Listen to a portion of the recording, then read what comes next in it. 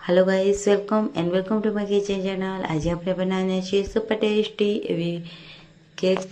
તો સૂજીની કેક એકદમ તમે આસાનીથી એક જ વારમાં પરફેક્ટ એવી બનાવીને રેડી કરી શકો છો। તો ચાલો ફટાફટ રેસીપી સ્ટાર્ટ કરી લઈએ। તો મિક્સી જારમાં આપણે 1 કપ સૂજી, નોર્મલ સૂજી છે તે મેં એડ કરી છે। ત્યારબાદ 1 કપ આપણે ખાંડ એડ કરીશું। આખી ખાંડ મેં લીધી છે। તો એકદમ સરસ રીતે આપણે સૂજી અને ખાંડને દળી લઈશું।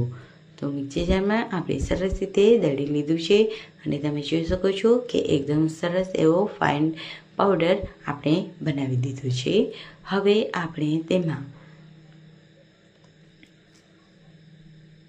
અડધો કપ ફ્રેશ દહીં એડ કરીશું।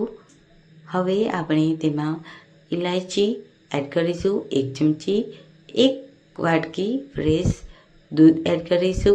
त्यारबाद तेमां 2 मोटी चमची जेटलुं ऑइल एड करीशू अने तेने सरस रीते फरीथी मिक्सर जारमां पीसी लईशुं।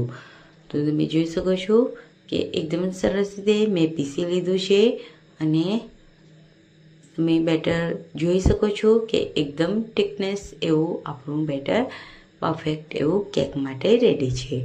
तो हवे आपणे तेने एक मोटा बाउलमां आपणे बेटरने काढी लईशुं અને તેને ઢાંકણ ઢાંકી અને 10 મિનિટ માટે રેસ્ટ માટે મૂકીશું।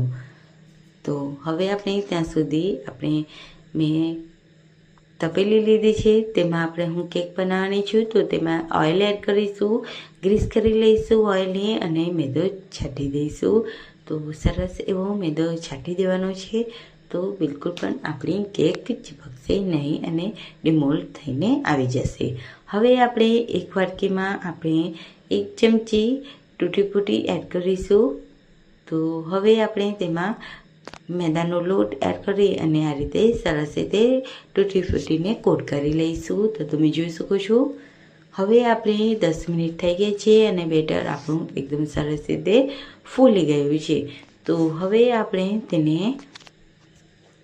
તેમાં આપણે 1 ચમચી વેલીના એસેન્સ એડ કરીશું અને 1 ચમચી બેકિંગ પાવડર એડ કરીશું। થોડું દૂધ એડ કરીશું એક્ટિવેટ કરવા માટે અને સરસ રીતે બેટરને મિક્સ કરી લઈશું ફરીથી।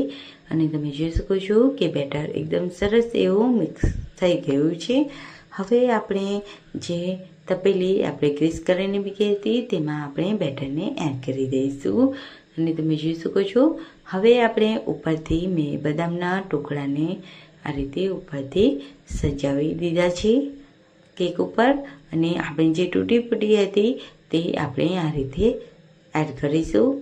હવે આપણે બાજુમાં મેં તપેલીમાં મીઠું એડ કરી અને એકદમ સરસ રીતે પ્રીહીટ કરી લીધું હતું। હવે આપણે તેની કેકની તપેલી મૂકી અને તેને 45 મિનિટ માટે કૂક કરી લઈશું કેકને। તો તમે જોઈ શકો છો 45 મિનિટ થઈ ગઈ છે અને આપણી કેક છે એકદમ સરસ એવી બનીને રેડી થઈ છે। તો હવે આપણે તેને તપેલીમાંથી કાઢી અને એક ડીશમાં કાઢી લઈશું અને તમે જોઈ શકો છો આપણી આ કેક બનીને રેડી થઈ ગઈ છે। તો હું કટ કરીને પણ બતાવી દઉં તમને ફ્રેન્ડ્સ, એકદમ સ્પોન્જી અને એકદમ પરફેક્ટ એવી एकदम झटपटથી બની જાય તેવી કેક છે। તો એક વખત જરૂરથી ટ્રાય કરજો અને મને કમેન્ટમાં જરૂરથી જણાવજો કે તમને આજની આ રેસીપી કેવી લાગી।